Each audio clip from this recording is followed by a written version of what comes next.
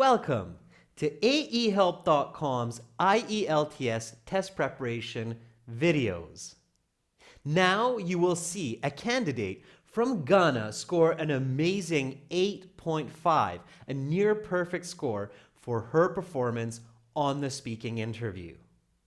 Again, we have partnered with Cambly, a world-class app that lets you speak English and learn from a native English tutor anywhere, anytime, 24 hours a day, 7 days a week. Simply download the app and begin speaking.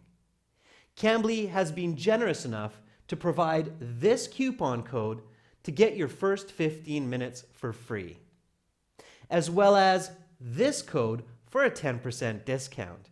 You can find these codes in the stream description. Download Cambly today and begin improving your English speaking skills. Now watch and learn. Welcome to the speaking portion of the IELTS exam. My name is Adrian. I will be your examiner for this part of the test. Also, I'm going to record it for marking purposes. The speaking has 3 parts. I will give you instructions for each part. To begin with, I'd like to get to know you better, ask you a few questions on a general topic. May I see your identification, please? Yes, of course. Here's my passport. Please have a look. Thank you. Okay, here's your passport back. And what is your full name? My full name is Hannah Mensah. Please call me Hannah. Okay, Hannah. How are you doing today? Well, I'm a bit nervous for this exams. Otherwise, I'm feeling great. And you? I'm doing good, thank you. What do you do to relax? When I want to unwind, I usually take a bubble bath and listen to some music, especially after the tough day at the office. Let's talk about drawing. How often do you draw pictures? I seldom draw pictures, maybe once or twice in a month when I'm visiting my nephew or niece. Then I sit and draw some pictures of people and nature with them. What kinds of pictures do you like drawing?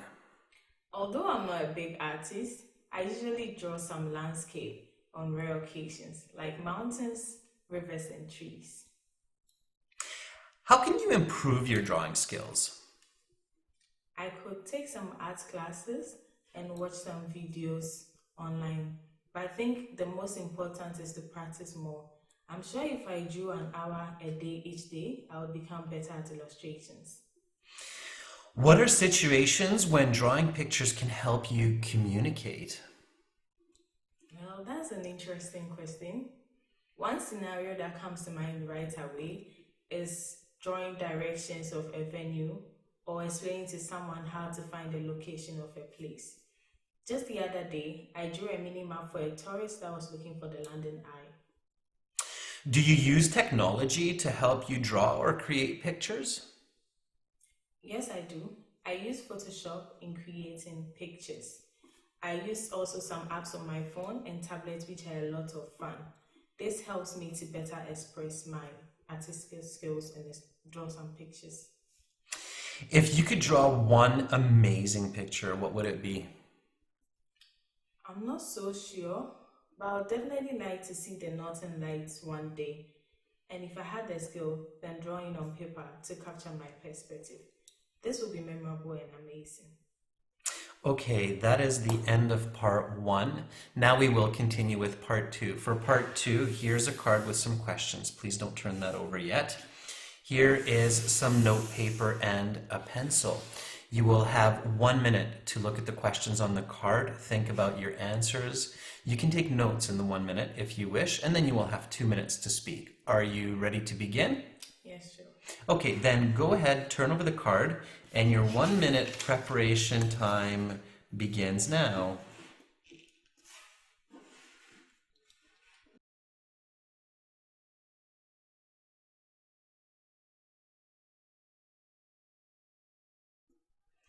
Okay, Hannah, your 1 minute preparation time is up. Please begin speaking.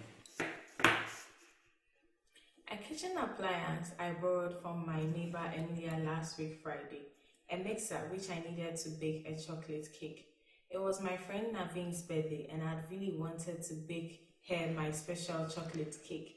But in order to get this done, I needed a kitchen robot to mix the ingredients.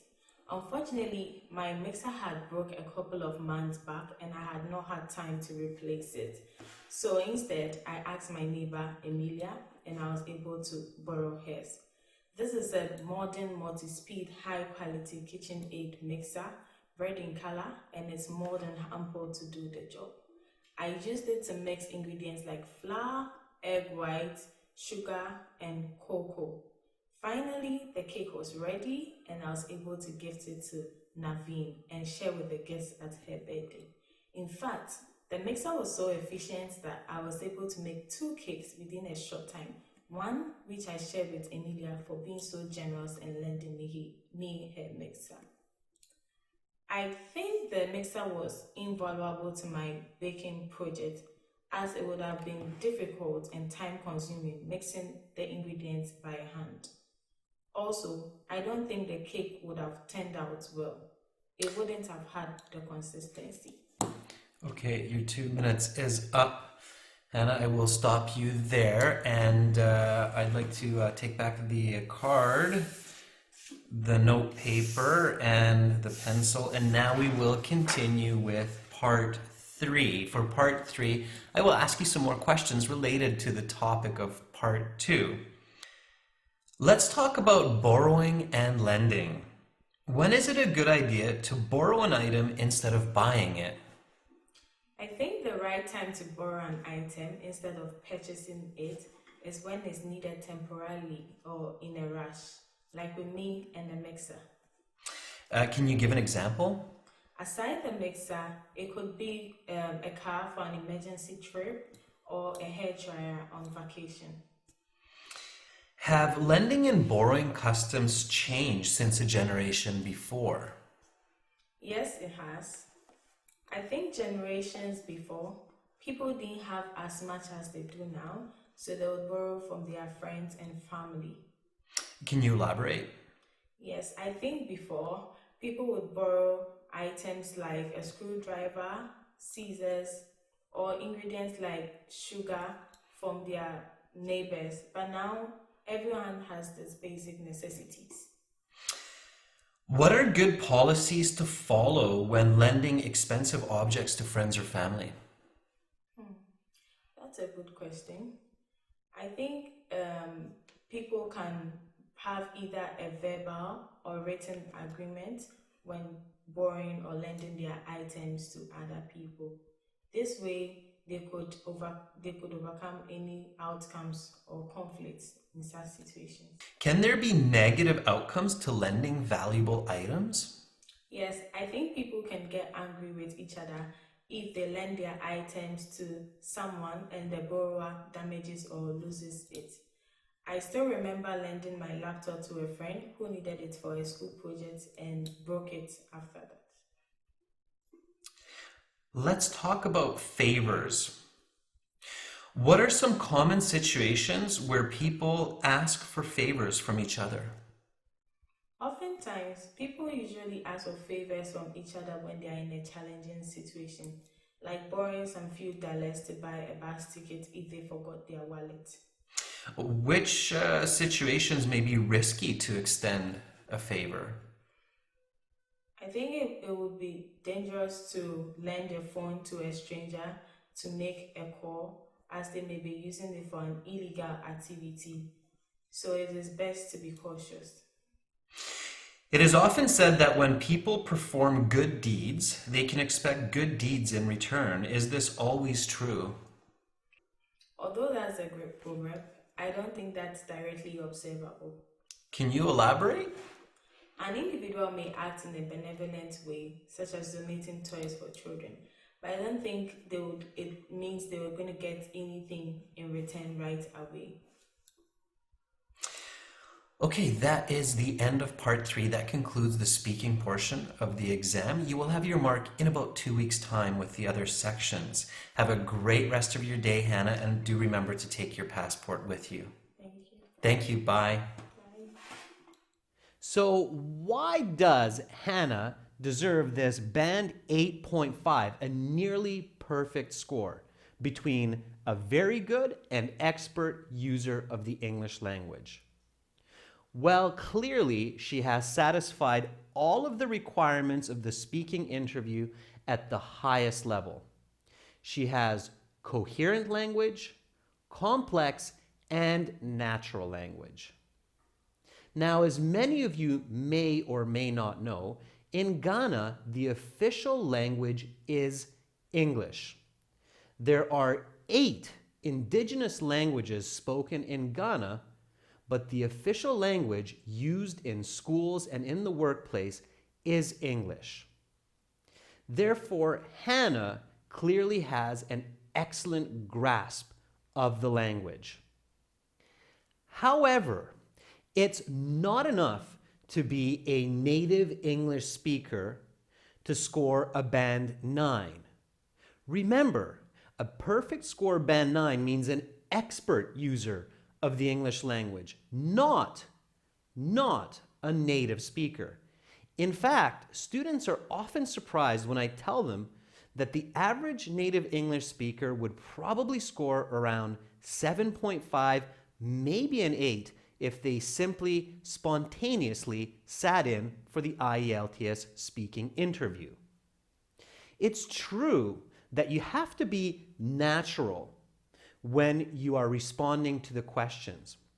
However, this is not the same as having a casual chit-chat between friends.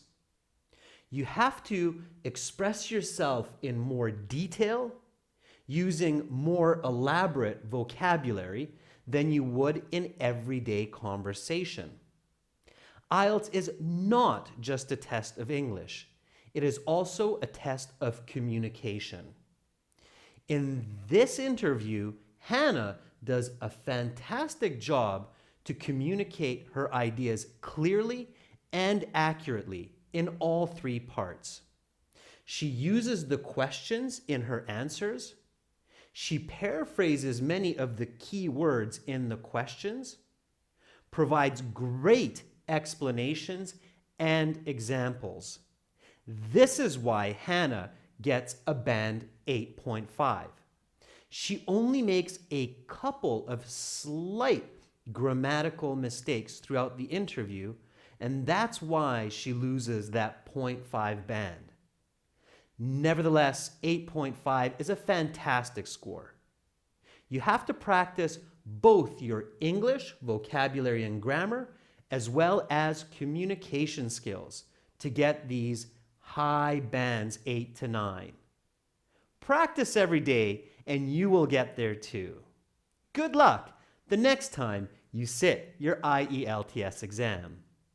To see many more great videos like this one, as well as help with the listening, reading, and writing section, visit and join our premium package at aehelp.com.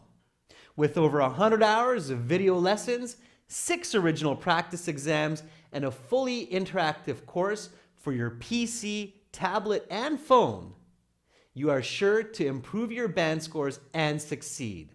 Also, download our app, Academic IELTS Help, and link it to your web account for a world-class study experience.